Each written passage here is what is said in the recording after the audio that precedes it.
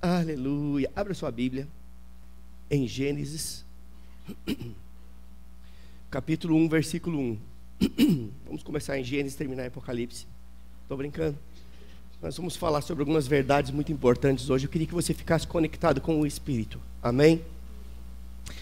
Eu tenho certeza que clareza vai chegar aos nossos corações nessa noite. Gênesis capítulo 1, versículo 1. Todos abriram?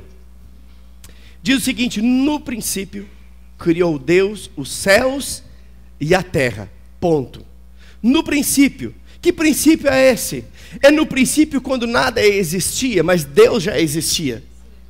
Deus existia antes de todas as coisas existirem, e tudo veio a existir por causa dele. No princípio criou Deus os céus e a terra. No versículo 2 diz: e a terra era sem forma e vazia, e o Espírito de Deus pairava ou se movia sobre a face das águas. Eu quero que você entenda que no primeiro versículo diz: no princípio criou Deus os céus e a terra. O seu pai é bom? Diga: meu pai é bom. Deus, ele é perfeito.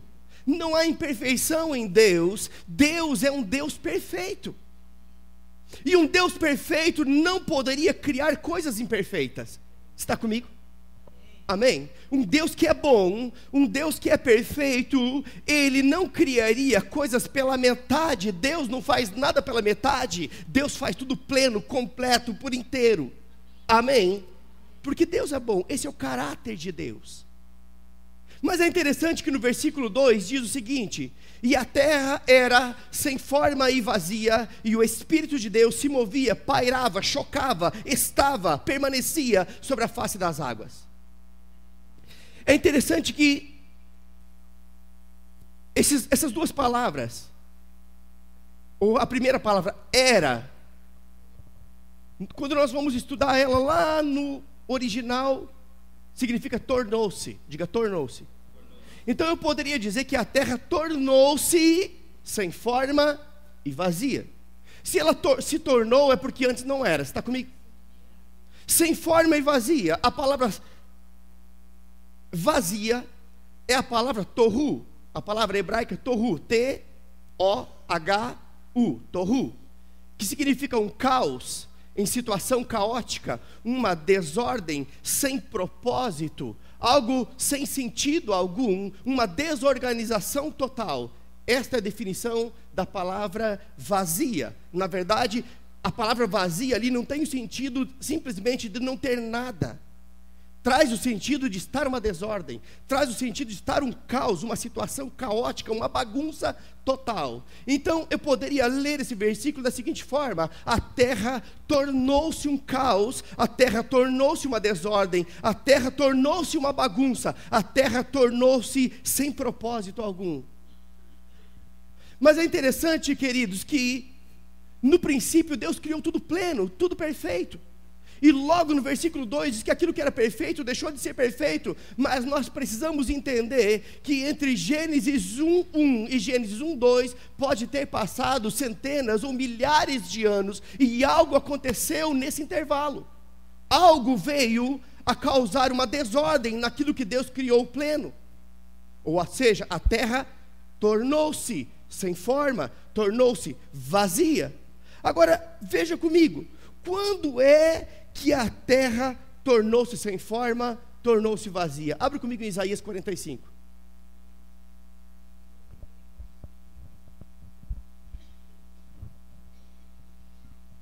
Quando foi que a criação perfeita de Deus se tornou em uma situação caótica?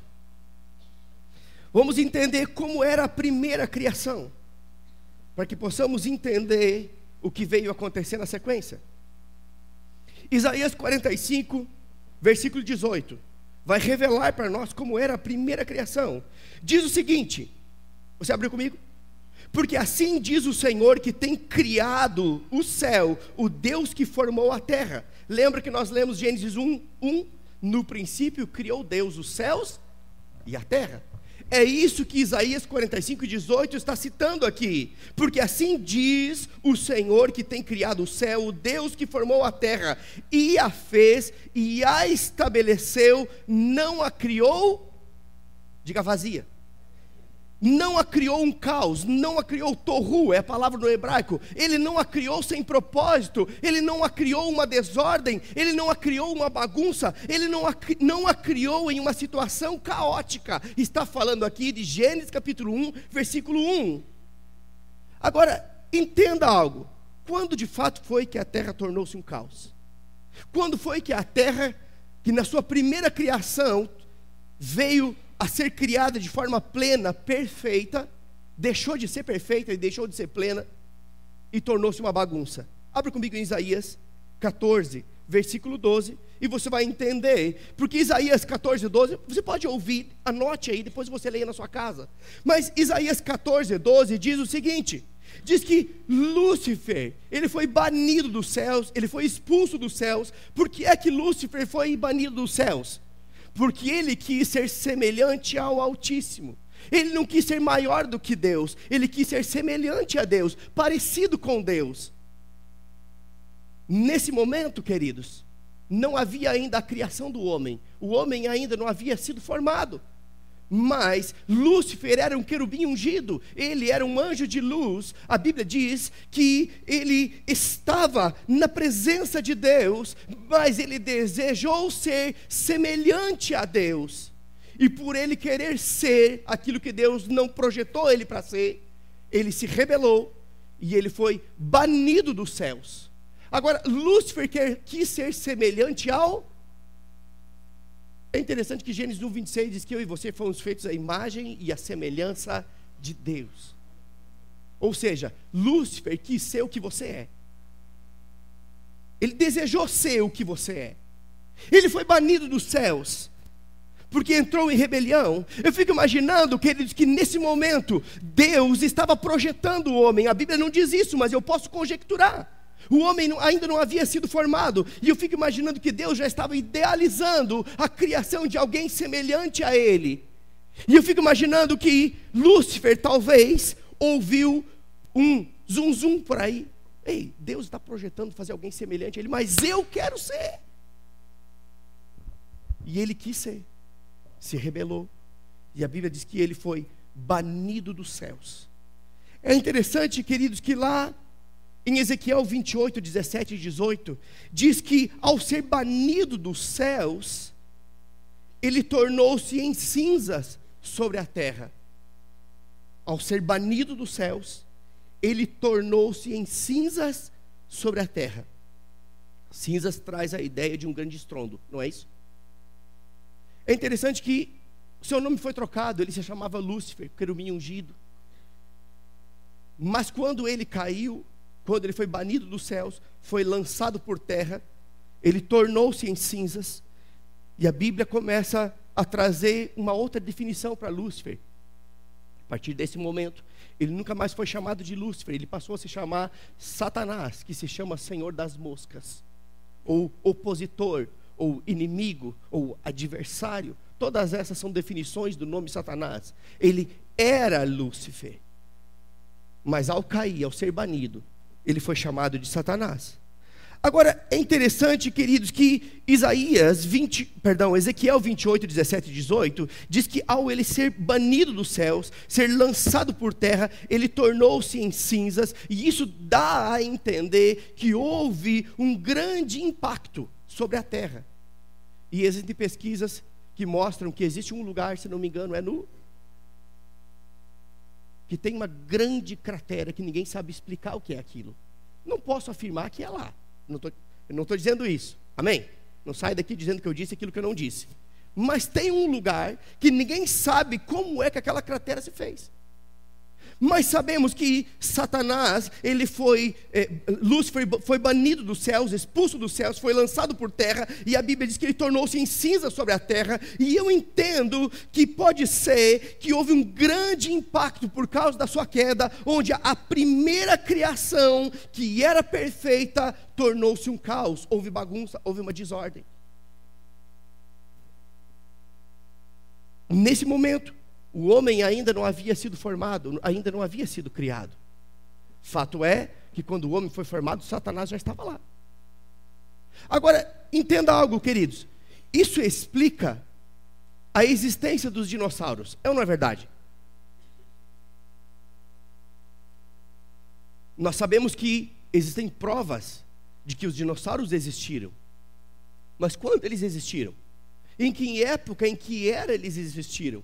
A probabilidade é que eles existiram justamente entre Gênesis capítulo 1, versículo 1 e Gênesis capítulo 1, versículo 2, aonde a terra que estava perfeita tornou-se um caos, porque Satanás, ele caiu por terra. Houve então esse grande impacto e a extinção da vida sobre a terra. Os dinossauros foram extintos. E você tem dúvida de que dinossauros existiram? Eles existiram, gente. As ossadas estão por aí. Nós não podemos negar isso. É ou não é verdade? Então a probabilidade é que isso aconteceu nesse momento. Mas é interessante, queridos, que a Bíblia diz que o Espírito de Deus, ele pairava, ele se movia, ele chocava, ele permanecia sobre a terra que estava um caos, estava problemática, estava bagunçada, estava sem propósito. Mas deixe-me dizer algo para você, queridos. Se o Espírito de Deus permanecia sobre a terra, quando a terra estava uma desordem, ele permanecia ali com um propósito. Deus Pai, a palavra e o Espírito, nesse momento, eles são um. E o Espírito de Deus, ele sabia exatamente que um Deus que é perfeito não deixaria a sua criação, que era perfeita, permanecer numa desordem. E então ele estava ali aguardando que Deus liberasse uma palavra de ordem, que Deus liberasse uma palavra para que aquilo que estava uma desordem se tornasse novamente em perfeição. Pode ser, queridos, que a minha vida e a sua vida represente hoje esta terra. Nós fomos feitos do pó da terra, a Bíblia diz isso. Nós fomos feitos à imagem e à semelhança de Deus, mas o nosso corpo, ele foi formado do pó da terra. Ou seja, pode ser que a terra hoje, que esteja um caos, uma bagunça, seja você. Nesse momento da história, Satanás, ele foi banido dos céus, ele foi lançado naquela terra, a bagunça aconteceu, mas em algum momento da nossa vida pode ser que nós demos uma brecha, pode ser que nós abrimos um precedente, pode ser que nós pisamos na bola, e Satanás, ele não pede licença, ele chega rachando, ele chega rasgando, e muitas vezes a nossa vida que está perfeita se torna um caos, e nós perguntamos: Deus, por que isso aconteceu? Quando nós devíamos perguntar para nós mesmos: por que é que eu deixei isso acontecer? Quando Satanás ele entra em um lugar, bagunça chega, desordem chega. Mas é interessante, queridos, que da mesma forma que o Espírito de Deus se movia sobre a face das águas, sobre a primeira criação, sobre a terra, que agora estava uma bagunça, da mesma forma, o Espírito de Deus, ele habita em nós. A Bíblia diz que ele se move em nós com gemidos inexprimíveis. O Espírito Santo de Deus, ele habita em nós. Aleluia. Sabe o que o Espírito Santo está fazendo? Esperando que eu e você, como Deus, falemos algo para mudar aquela realidade, para mudar aquela situação. Acompanha comigo Gênesis capítulo 1, versículo 3. Gênesis 1:3 diz o seguinte: e disse Deus, haja luz. E a sequência do texto diz o quê? E houve. É interessante que não tem firula, não tem rodeio. Deus disse, haja luz. Houve uma reunião dos anjos, eles foram jejuar. Não, Deus disse, haja luz, houve luz. Quando Deus fala, o natural é que aquilo que Deus fala aconteça. Ah, mas como Deus fala hoje? Deus fala na sua palavra. Se na palavra está escrito que verdadeiramente Ele levou sobre si todas as nossas dores e enfermidades, Ele levou, Ele não vai levar. Não é um dia quando Ele acordar de bom humor, já aconteceu. Amém? E Deus disse, haja luz, simplesmente houve luz.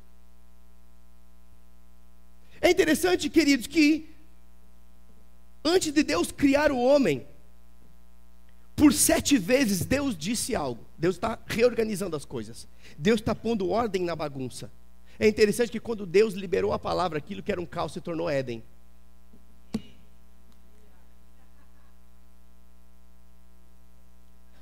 Eu acho que algumas pessoas entenderam o que eu quis dizer. Deus liberou a palavra. Era um caos, era uma desordem. E aquilo que era um caos sem propósito, vazio, sem forma, não prestava para nada, simplesmente se tornou Éden. Éden significa lugar de deleite.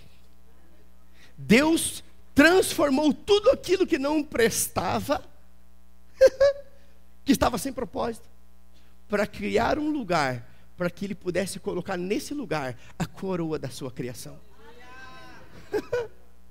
Por 7 vezes Deus diz algo e algo acontece, algo vem a existir.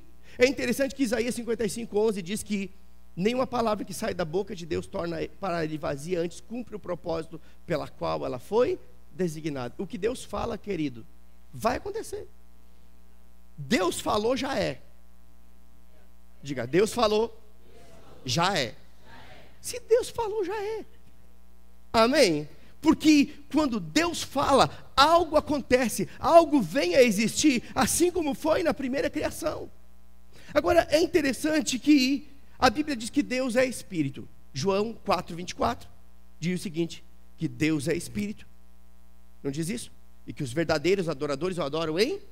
Mas não estou falando sobre adoração, eu quero falar que Deus é Espírito. Diga, Deus é Espírito. Deus é Espírito. É interessante que um Deus que é Espírito lançou uma palavra sobre a terra que era natural. A terra é algo natural, a terra não é algo espiritual. Existe uma atmosfera espiritual, mas naquele momento um Deus que é Espírito liberou uma palavra sobre algo que era natural, e algo aconteceu, algo veio à existência. Isso me deixa claro, esse texto deixa claro, queridos, que o natural, ele vai ter que se render ao espiritual. O natural vai ter que se submeter ao espiritual. Deus é Espírito. Deus disse, haja e houve, produza e produziu, aconteça e aconteceu. Deus que é Espírito liberou a palavra, e o natural se submeteu, e o natural obedeceu, e o natural teve que se render. Amém? Aleluia. Sabe, queridos, eu acho interessante que Jesus disse algo muito poderoso. Ele disse que só fazia o que via o Pai fazer. Jesus disse isso. Eu só faço o que eu vejo meu Pai fazer. Talvez você diga, mas como Jesus viu o Pai fazer? Em que momento Jesus viu o Pai fazer? João capítulo 1 diz que no princípio era o Verbo. O Verbo estava com Deus. O Verbo era Deus. Tudo veio a existir por causa dele. Sem ele nada do que foi feito se fez. Ou seja, o Verbo é Jesus. É o Verbo que em João capítulo 1 versículo 14 se fez carne. Amém? Ele viu o Pai fazer, ele estava envolvido com aquilo. É interessante, queridos, que esse Jesus que só fazia aquilo que viu o Pai fazer, ele toma as mesmas atitudes que o seu Pai. Amém? Abra comigo sua Bíblia, Marcos capítulo 11.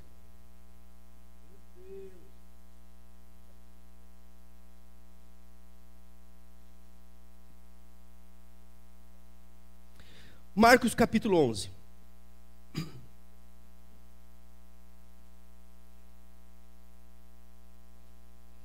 O que está acontecendo aqui? Deixa eu colocar você a par da história. Jesus manda buscar um jumentinho zerado, 0 bala.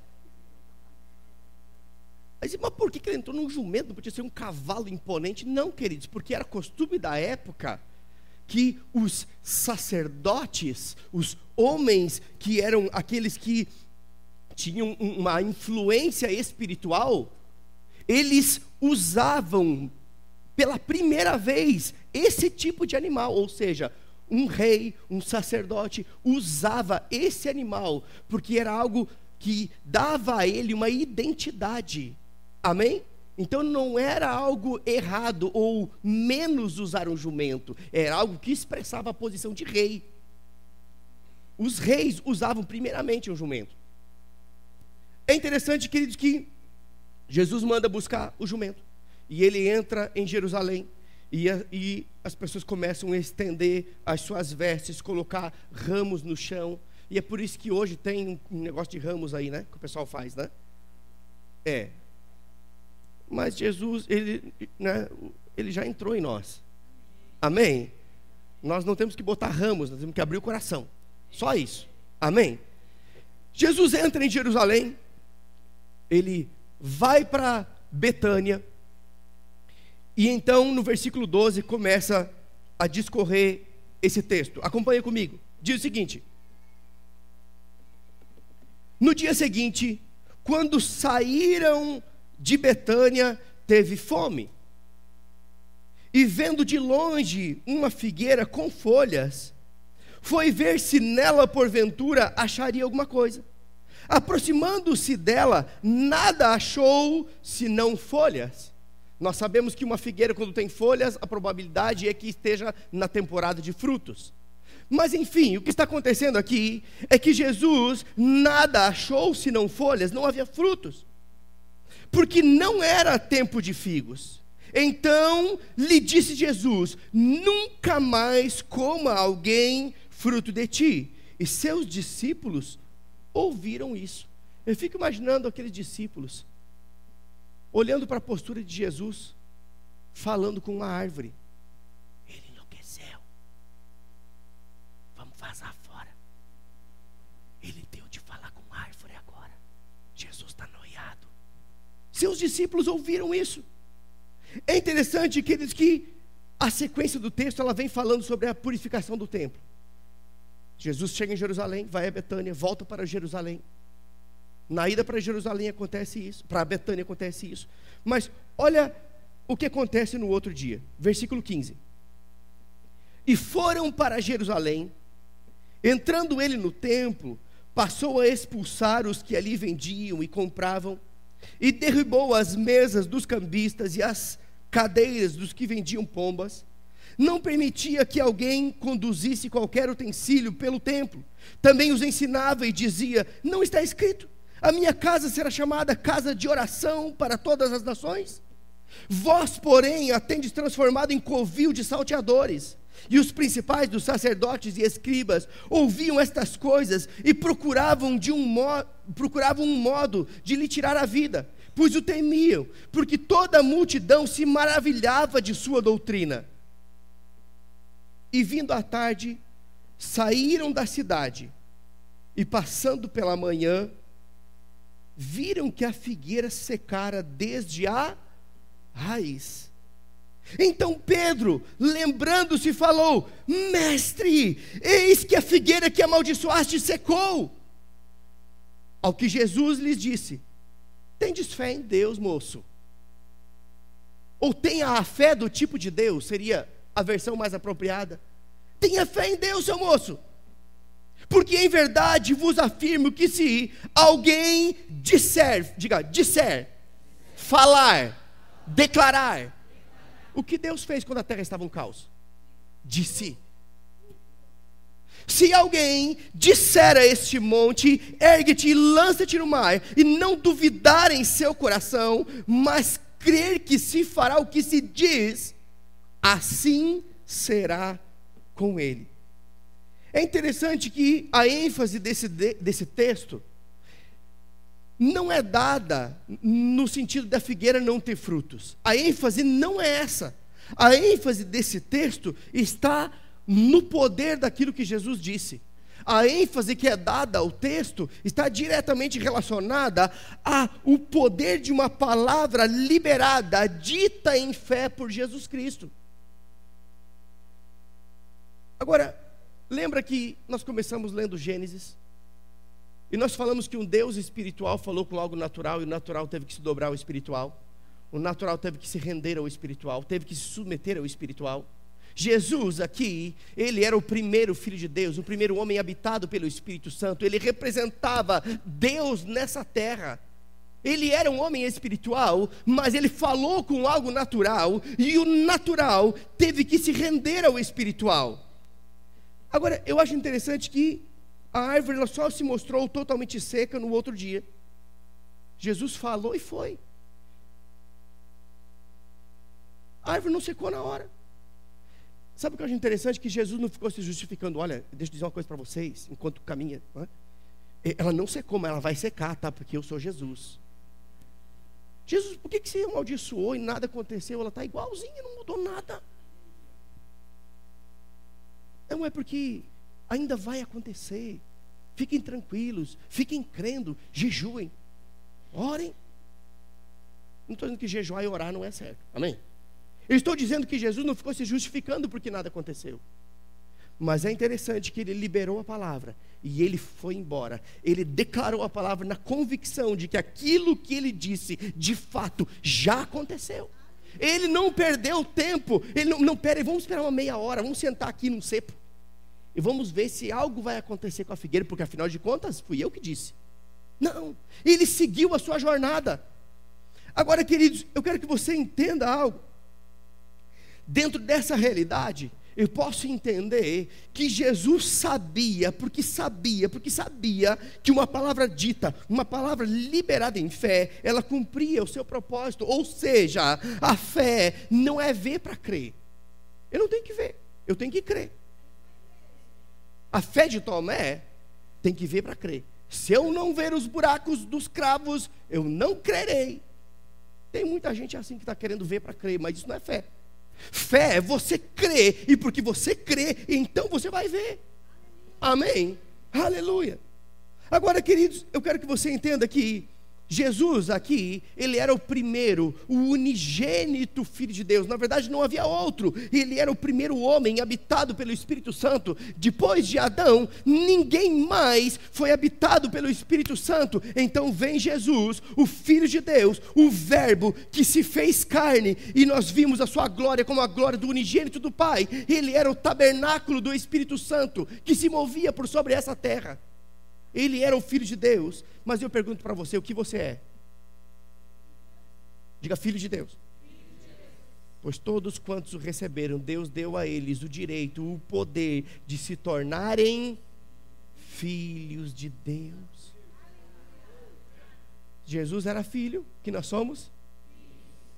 Jesus era habitado pelo Espírito Santo, que você é? Habitado pelo Espírito Santo. Amém, queridos? Então, dentro dessa realidade, nós precisamos entender que havia uma autoridade delegada a Jesus. Mateus, capítulo 28, 18, diz que toda a autoridade no céu espiritual e na terra natural foi dada a Jesus. Jesus disse isso: toda a autoridade me foi dada no céu e na terra. Mas é interessante que no verso 19 ele diz: portanto, agora é a vez de vocês, vão. Jesus recebeu a autoridade no reino espiritual, sobre os céus. Jesus recebeu a autoridade sobre a terra. E ele disse: agora você é a bola da vez. A igreja é a bola da vez. Portanto, vão, porque assim como eu fiz, vocês farão. E digo mais, farão ainda obras maiores. Aleluia, aleluia. A palavra nos diz isso, queridos. Agora, entenda algo. Se Jesus delegou a autoridade à igreja, o que nós somos? Nós somos a igreja se estamos conectados, ligados. Amém? Existe uma mentira de Satanás por aí rodando. Ele diz: não, eu sou a igreja. A Bíblia não diz isso, queridos. A Bíblia diz que nós somos a igreja. Você é o templo do Espírito Santo. Você não é a igreja, nós somos a igreja. Então, você deslocado, solto, sendo um turista, você não é igreja, você é templo. Igreja fala de eclésia, de reunião de santos, e a autoridade foi dada à igreja. Amém? Aleluia. Então percebemos aqui que a autoridade foi delegada. Agora, é interessante, queridos, que eu me lembro um tempo que eu falava com o prédio. Muitos me criticaram por dentro. Sabe o que é criticar por dentro? É não falar com a boca, mas por dentro, ele está louco. Fique tranquilo. Quando eu imagino os discípulos, Jesus enlouqueceu.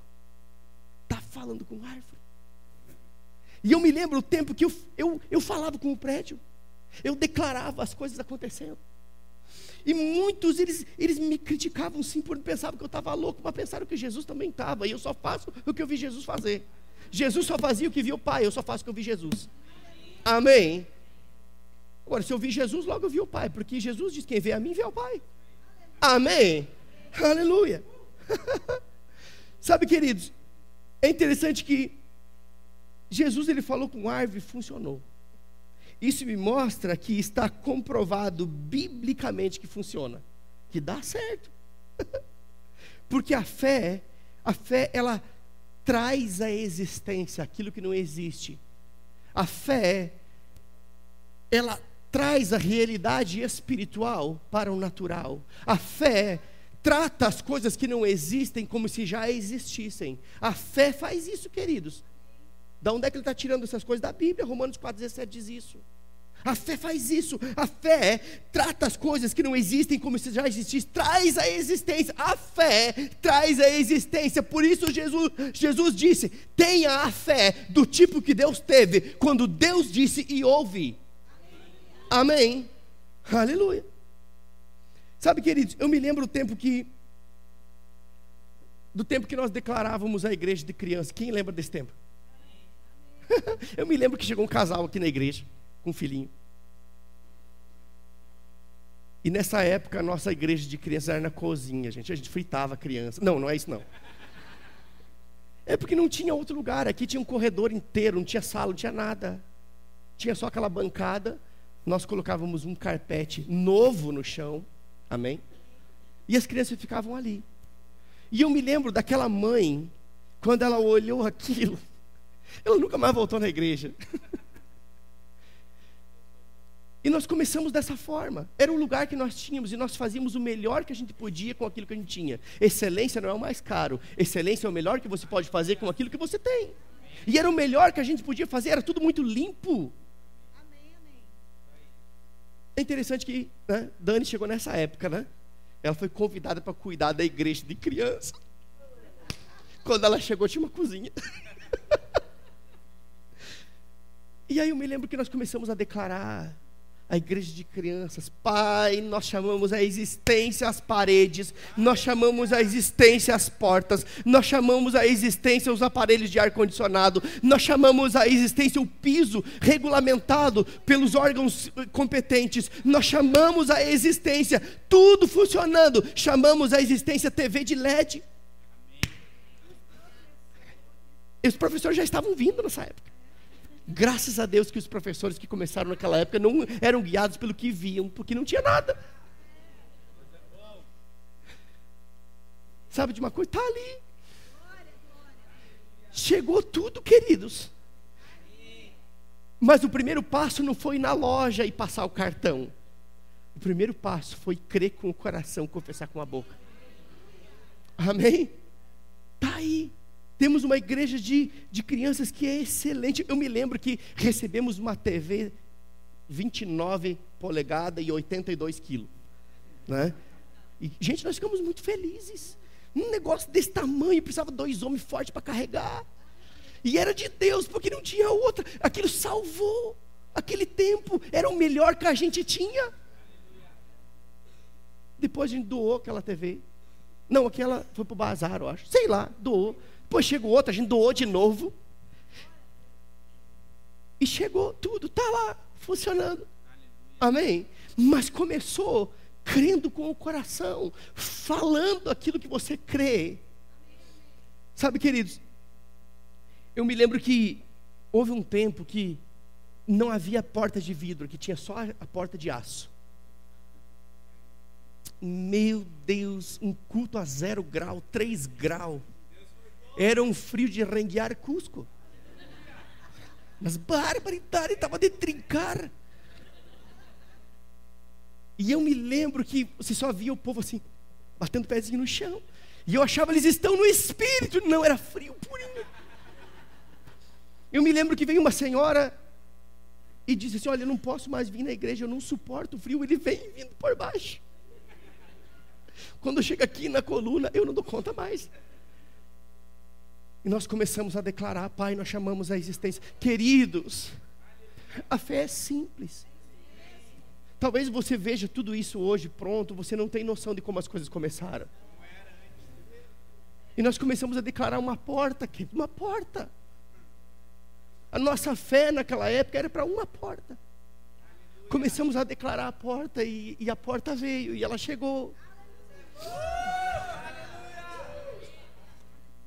Sabe, queridos, mas aí nós criamos um outro problema, porque chegou o verão.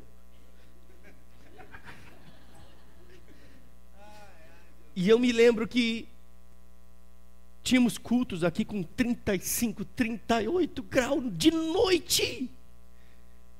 E o povo não lia a Bíblia era ventilador. Nós compramos 2 bitelos desse tamanho, colocávamos um em cada canto, parecia uma hélice de helicóptero, gente. Ninguém ouvia o pastor pregando, só ouvia aquele... Era um negócio... Eu costumo dizer lá em casa que no inferno vai ter liquidificador, vai ter assim, chamas ardentes, liquidificadores e ventiladores pendurados, porque aquele barulho era infernal. Gente, estou brincando, tá bom? Mas eu me lembro que era aquele vento, e quem sentava perto, as folhas de Bíblia, né? Voando tudo, era papelinho, poeira voando, era um negócio sinistro, gente. O povo não suportava. Eu me lembro que pessoas saíam mal aqui da igreja, iam lá para fora pegar um arzinho. Quem lembra disso? As pessoas se levantavam no meio do culto e pensavam: fulano está indo embora, no mínimo eu falei alguma coisa errada. Não, ela estava só pegando um vento. Não, tinha gente passando mal aqui. Não era demônio, era mal-estar. Sabe, queridos, é interessante que depois desse tempo, esse tempo começou no inverno retrasado. Chegou o inverno e nós começamos a declarar os ar-condicionados. Quantos lembram disso? Quantos creem comigo? E o pessoal diz: amém! Quantos já estão vendo? E o pessoal: oh glória, eu já estou. E eu digo: eu já estou até sentindo ventinho. Está percebendo? A Bíblia diz que como você vê no seu coração, assim será. Se você não está vendo nada, nada vai acontecer. Comece a ver no seu coração, e é assim que você vai ter. Amém. Aleluia. Aleluia. Sabe, queridos, é interessante que nós oramos, nós declaramos, e está aí, o negocinho está aí pendurado. Não está quentinho aqui dentro, gente? Acho que deve estar uns 5 graus lá fora. Mas aqui dentro está bom demais da conta. Refrescando no verão, aquecendo no inverno. Por quê? Porque um dia nós como igreja ousamos crer, declarar, confessar: chegou. Amém? Eu estou trazendo exemplos aqui, mas eu quero que você aplique isso na sua vida pessoal. Amém? Aleluia. Sabe, queridos, não importa quantos vão continuar me chamando de louco, eu vou continuar crendo, eu vou continuar declarando, eu vou continuar confessando a palavra, eu vou continuar. Não importa quanto se levantar e dizer: ele está louco, está falando com parede. Jesus fala com árvore, eu falo com parede, eu falo com piso, eu falo com tudo. Que heresia é essa? Não é heresia, é palavra, querido. Agora, entenda algo, queridos. É interessante que está mais fácil agora, a gente já descobriu, funciona.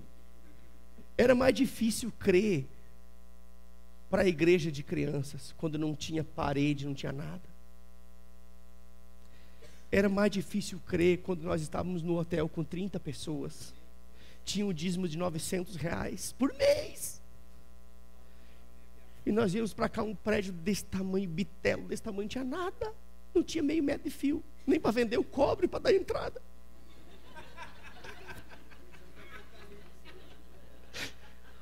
Gente, era isso, era a visão do Apocalipse.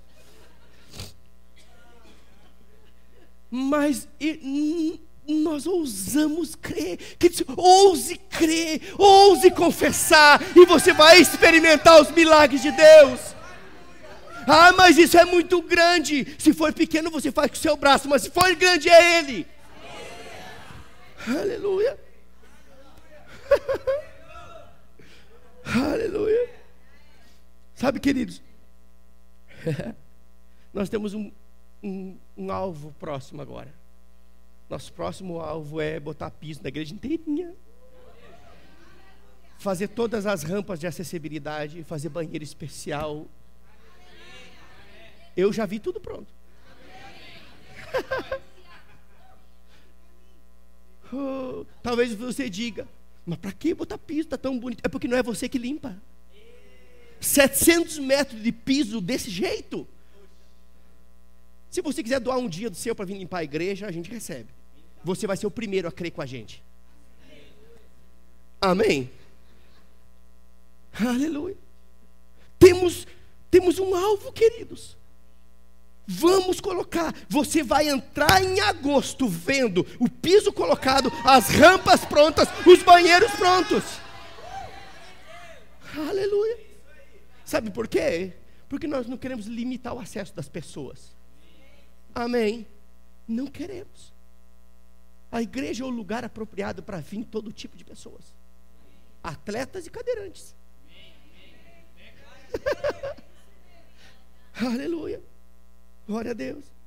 Sabe, queridos, talvez alguns pensem, mas para que ficar gastando dinheiro? Poderia investir esse dinheiro em missões. Sabe de uma coisa? Nós já investimos em missões antes do seu pastor receber o primeiro salário dele. Antes de eu receber o meu primeiro salário da igreja, nós já sustentávamos uma família missionária que está lá em Portugal. Por que não transforma isso em cesta básica? Sabe de uma coisa? Que nós já temos feito isso há muito tempo. Tem sobrado a ponto da gente poder assistir outras instituições. Não vai faltar, vai sobrar. Amém? Aleluia. Agora, querido, eu quero que você entenda algo. Oh, meu Deus. A ênfase dessa mensagem é instruir você que a sua boca, ela vai produzir algum resultado. Aquilo que você libera da sua boca vai produzir resultado, seja positivo, seja negativo. Amém? Aleluia. Isaías 55:11, eu já falei, esse texto diz que a palavra que procede da boca de Deus, ela não torna para ele vazia, antes cumpre o propósito pela qual ela foi designada. Ah, mas é da boca de Deus. Mas quando você fala o que Deus fala, é Deus falando. Diga, quando eu falo o que Deus fala, é Deus falando. Vai cumprir o propósito. E é por isso, queridos, que a Bíblia diz que deve a palavra estar dentro de mim, na minha boca e no meu coração. A palavra, ela precisa estar junto de mim, na minha boca, no meu coração.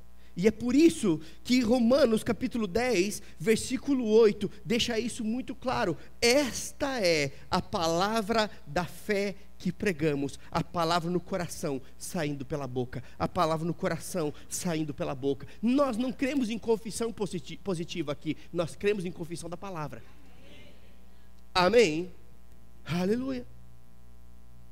Sabe, queridos, 2 Coríntios 4:13 diz o seguinte. 2 Coríntios capítulo 4, versículo 13 diz: eu criei, por isso falei. Diga, eu creio, por isso eu falo. Não é de tanto falar que você vai crer, é de tanto crer que você vai começar a falar. Amém? Eu criei, por isso eu falei. Sabe, queridos, o espírito da fé, ele tem uma voz. Então abra sua boca. Se você tem fé e a sua boca não declara a fé que você tem, você pode ter a maior fé do mundo, nada vai acontecer.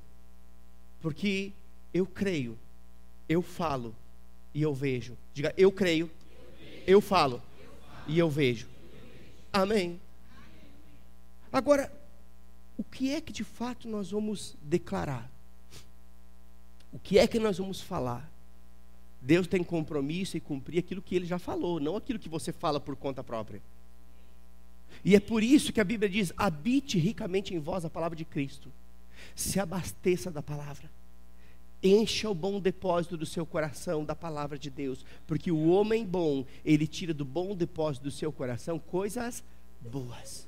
Só pode sair aquilo que antes entrou. Ou seja, se a palavra está em você, quando você declara aquilo que Deus disse, Deus pega a sua palavra e diz: ei, eu preciso cumpri-la, porque eu velo pela minha palavra para a cumprir.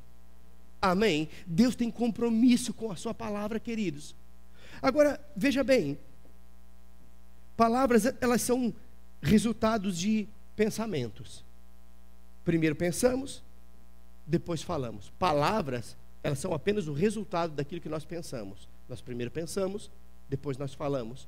E existe um dito popular que diz: falei sem pensar. Quem já ouviu isso? Não existe isso, queridos. Não existe falar sem pensar, porque antes de sair pela sua boca, tem que passar pela sua mente. O que pode acontecer é que você não deu tempo de refletir naquilo que você pensou, e por isso falou sem refletir, mas não sem pensar. Você entendeu que é diferente? Refletir é uma coisa, pensar é outra. Você fala o que você pensa. Então quando você diz: eu falei sem pensar, saiu. Não, você só não refletiu. Porque se você refletisse, você ia passar na peneira. Isso produz vida, eu libero. Isso produz morte, não. Isso edifica, sim. Isso mata, não. Amém? Então, queridos, lembra de uma coisa: palavras, elas são resultados de pensamentos. Agora, se pensamentos geram palavras, palavras, elas vão gerar atitudes, e atitudes se tornam hábitos. Pensamentos geram palavras, que se tornam atitudes, que se tornam em hábitos. Se os seus hábitos, eles não estão alinhados com a palavra, é porque o seu pensamento está errado. Porque o pensamento certo gera palavras certas, que geram atitudes certas, que geram hábitos certos. Amém? Então é fácil saber se você está habitado ricamente pela palavra. Basta olhar as suas atitudes, basta ouvir o que você fala, e você vai entender se aquilo que está dentro de você é a novela ou é a palavra. Sabe, queridos, Filipenses capítulo 4, versículo 8, abra comigo, nós já estamos praticamente encerrando, mas eu quero ensinar você.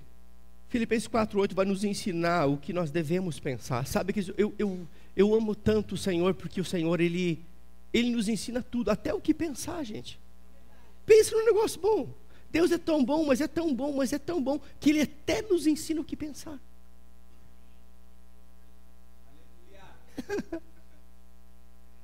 Olha o que diz aí. Filipenses capítulo 4, versículo 8. Finalmente, irmãos, está falando com a igreja, está falando comigo, está falando com você. Finalmente, irmãos, tudo que é verdadeiro, olha o que você deve pensar. Não são coisas que são falsas, não são fofocas, não são machismos, não são pensamentos contrários à palavra de Deus, porque a palavra é a verdade.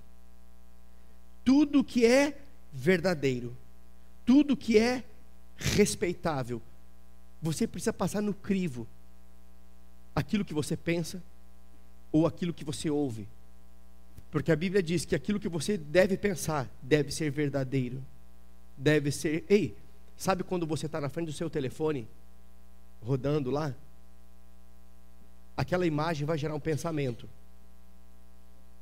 e eu quero que você analise se aquele pensamento é respeitável ou não. Porque tudo o que é verdadeiro, tudo o que é respeitável, tudo que é justo, tudo que é puro, tudo que é amável, tudo que é de boa fama, se há alguma virtude, se algum louvor existe, seja isso que ocupe o vosso pensamento. Que coisa gloriosa. Temos a receita do que pensar. É fácil pensar quando Deus já pensou por nós, não é verdade? Ele já deu a nota. Pense nisso, rapaz, vai ser um sucesso. Pense nessas coisas e a sua vida será um sucesso.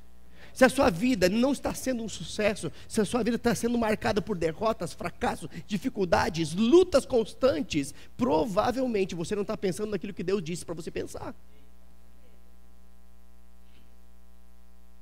Sabe o que é isso? Pensar nessas coisas é renovar a mente. Por isso Romanos 12:2 diz: ei, não se conforme com o mundo, mas transforme-se a você mesmo. Então pare de orar, Deus me transforma, porque Deus está dizendo: filho, é você que se transforma. Não vos conformeis com o mundo, mas transforme-se, transformai-vos pela renovação do vosso entendimento. O que é isso? É pensar nas coisas certas. Se você pensa certo, você fala certo. Se você fala certo, você vai ter a colheita certa. E você vai ter hábitos certos. Para que experimenteis qual seja a boa, agradável e perfeita vontade de Deus.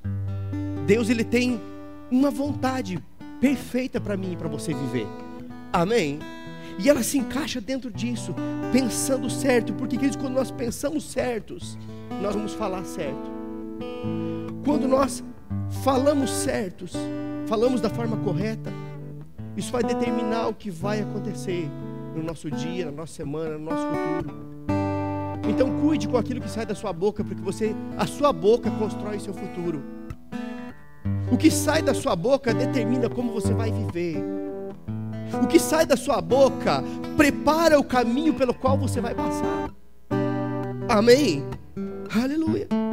Sabe, queridos, a Bíblia diz que na nossa boca há poder de vida, há poder de morte, há poder de abençoar, há poder de amaldiçoar. Na nossa boca.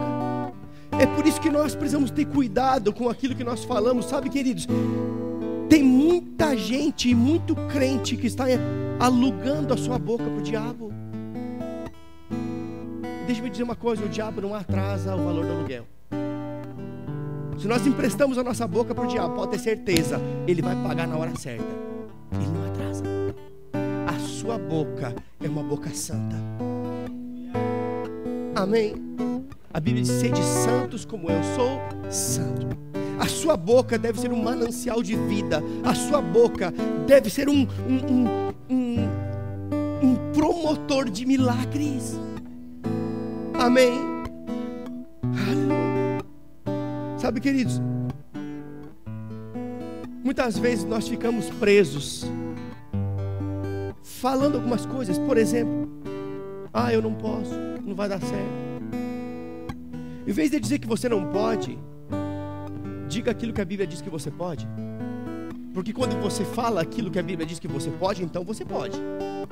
Porque Deus, Ele vai velar pela sua palavra para cumprir. E sabe o que a Bíblia diz que você pode? Tudo naquele que te fortalece. Você pode todas as coisas em Jesus, porque Ele te fortalece. Sabe, ao invés de dizer que você é um derrotado, diga o que a Bíblia diz que você é. Porém, em todas essas coisas, eu sou mais do que vencedor, por meio daquele que me amou. Ao invés de declarar ou ficar falando de crise, sabe, queridos, eu sei que crise, ela existe. A fé não nega a realidade. A nossa fé é uma fé equilibrada.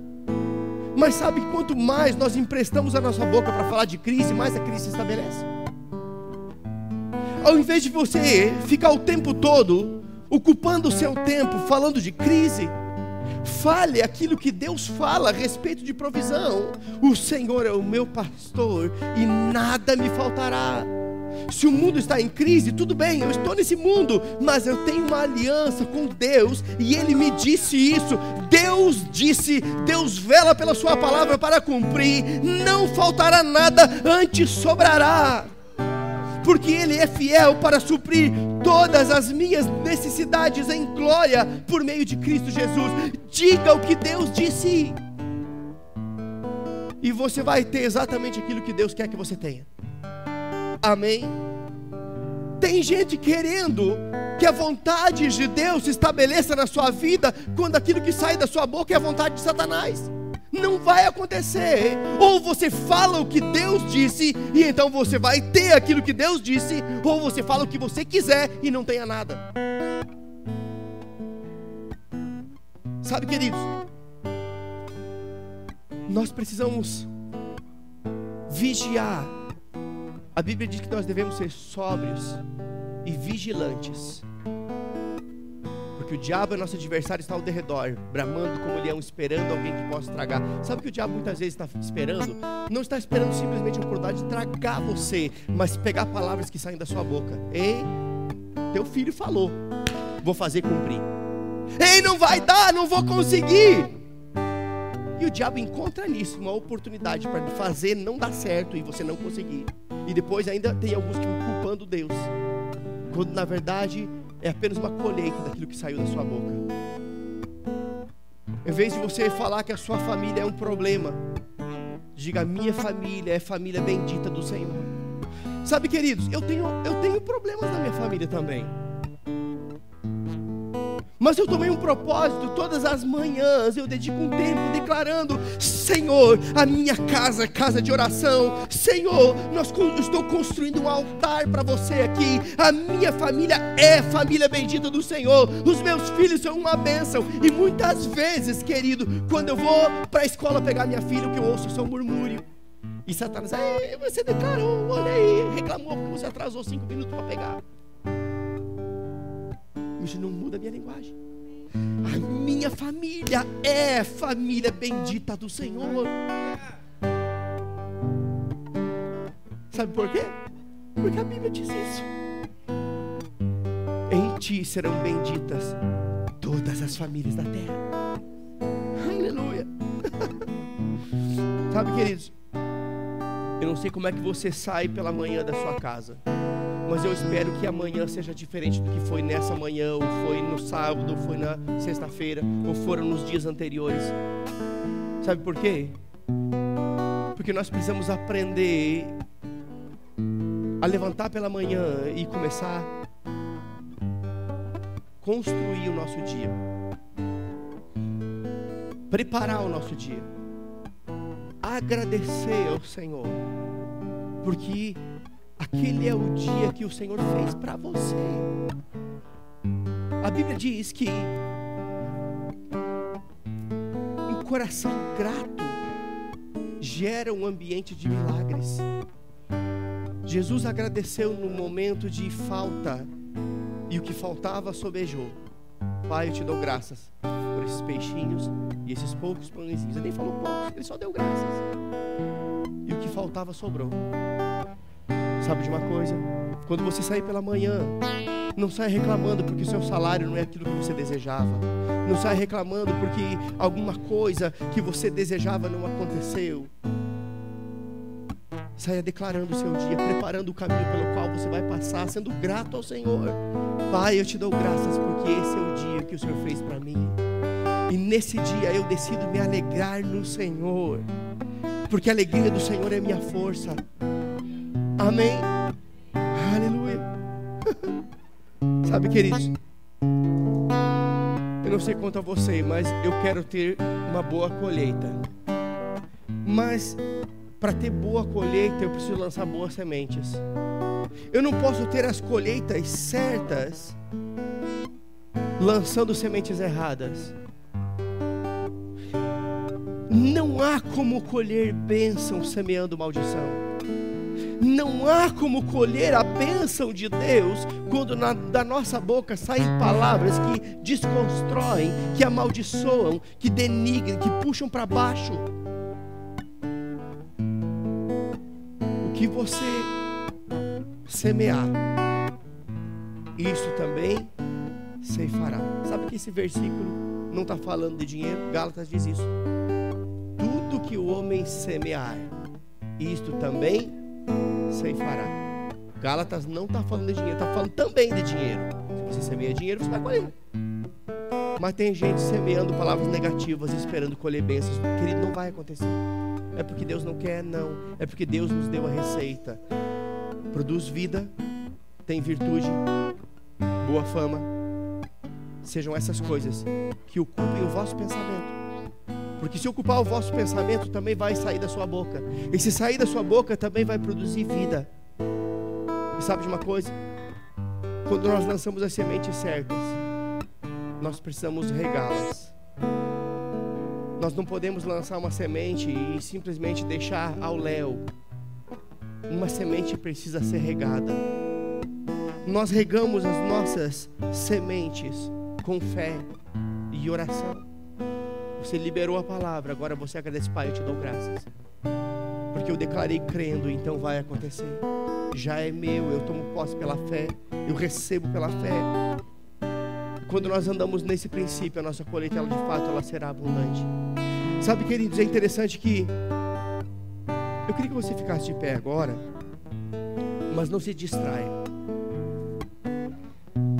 É interessante que naquele texto onde Jesus fala com a figueira, Jesus libera uma palavra em fé. Naturalmente nada aconteceu, mas a postura de Jesus nos inspira muito. Sabe por quê? Porque Jesus não ficou perdendo tempo questionando, nem dando ouvidos a perguntas de incredulidade. Jesus seguiu o seu caminho. Mas enquanto ele liberou a palavra e foi, a palavra ficou trabalhando. O que eu estou querendo dizer com isso? Que quando você declara o que Deus disse, por mais que os seus olhos naturais não estejam vendo nada, por mais que aquela situação permaneça a mesma, fique tranquilo, você segue a sua vida, Deus está trabalhando. Quando você menos espera, você passar por lá de novo: ué, secou, é óbvio. Porque Deus vela pela sua palavra para cumprir. Sabe por que muitas pessoas não recebem? Muitas pessoas não recebem porque são imediatistas. São crentes geração micro-ondas. Elas querem sair do culto vendo a bênção que elas já receberam, mas sabe que receber uma coisa é ver a outra. Porque você recebe, você vai ver, mas isso não significa que você vai ver na hora que você recebeu. Amém? Mas porque você recebe, é seu, então os seus olhos verão, o seu corpo receberá, você desfrutará daquilo que você recebeu. É como, por exemplo, quando oramos por cura. Muitas vezes oramos por cura, nada aconteceu, mas a figueira também não aconteceu nada. Jesus seguiu o caminho. No outro dia o resultado se manifestou. Sabe de uma coisa? A Bíblia diz que haviam 10 leprosos. E eles disseram: Jesus, tem compaixão de nós. E Jesus disse: ei, pode ir se apresentar para os sacerdotes. Significa que os sacerdotes iriam julgar se eles estavam curados ou não para entrar no convívio. Mas é interessante que eles estavam leprosos. Leprosos caem os pedaços, não tem orelha, não tem dedo, cai os pedaços do corpo, apodrece. 10 leprosos estavam ali. E Jesus disse: ei, pode ir. E a Bíblia diz que enquanto eles iam, eles foram sendo curados. Eu fico imaginando que um olhava para o outro: olha, não mudou nada não, mas foi ele que falou. Nós ouvimos os boatos acerca desse Jesus aí. O que ele fez deu resultado na vida do outro. Então eu creio que vai trazer resultado na minha vida. Eu estou aqui ainda do mesmo jeito. Está faltando dedo, está faltando orelha, mas vamos lá, vamos fazer o que ele disse. Ei, faça o que Deus disse. Em um determinado momento, eu fico imaginando que um olha para o outro e diz: rapaz, você não tinha nariz, eu estou vendo o nariz em você. E o outro diz: rapaz, você me apontou um dedo que você não tinha. Enquanto eles iam permanecendo em fé naquilo que Jesus disse, o milagre se manifestou. Sabe de uma coisa? Quando você diz o que Deus disse, mesmo que os seus olhos não vejam, mesmo que você não toque, enquanto você vai, a semente da palavra, ela está germinando, ela está frutificando. Regue elas com fé, regue elas com oração, e você vai colher os frutos certos. Aleluia. Feche seus olhos. Obrigado, Pai.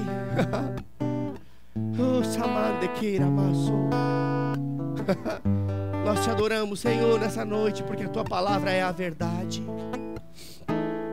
A tua palavra é a verdade, Senhor. A verdade não é o que o mundo diz, não é o que a circunstância diz. Que diremos, pois, diante dessas coisas? Se Deus é por mim, quem será contra mim? Aquele que nem mesmo seu próprio filho poupou, antes o entregou por amor de nós, como não nos dará juntamente com ele todas as coisas? Obrigado, Pai, porque em Ti nós temos tudo. Tudo que diz respeito à vida e à piedade nós temos em Ti.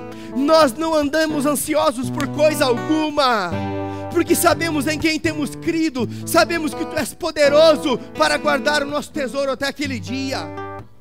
Sabemos, Pai, que o Senhor vela pela Sua palavra para cumprir. Tu não és homem para que minta, não és filho de homem para que se arrependa. Obrigado, Pai, porque nós não somos daqueles que retrocedem por causa de circunstâncias. Não somos daqueles que se deixam levar por meio de dificuldades. Nós somos daqueles que têm os olhos em Jesus, o autor e o consumador da nossa fé. E olhando para Jesus, nós avançamos para o alvo, para o prêmio da soberana vocação. Não nos desviamos nem para a direita, nem para a esquerda, mas atentamos para o alvo. Nós não olhamos para a direita, para as circunstâncias, não olhamos para a esquerda, para as dificuldades. Nós olhamos para Jesus. Ele é o nosso alvo. Ora mande que amassou. Obrigado, Pai, porque nessa noite fomos instruídos pelo Senhor a falar as coisas certas, a pensar da maneira certa, a pensar alinhado com a Tua palavra, falar alinhado com a Tua palavra e colher exatamente aquilo que a Tua palavra diz que nós iríamos colher. Obrigado, Pai, porque nós somos uma igreja que crê. Somos uma igreja que declara. Somos uma igreja que crê com o coração, declara com a boca e vive a vida abundante que o Senhor tem para nós. Obrigado, Pai.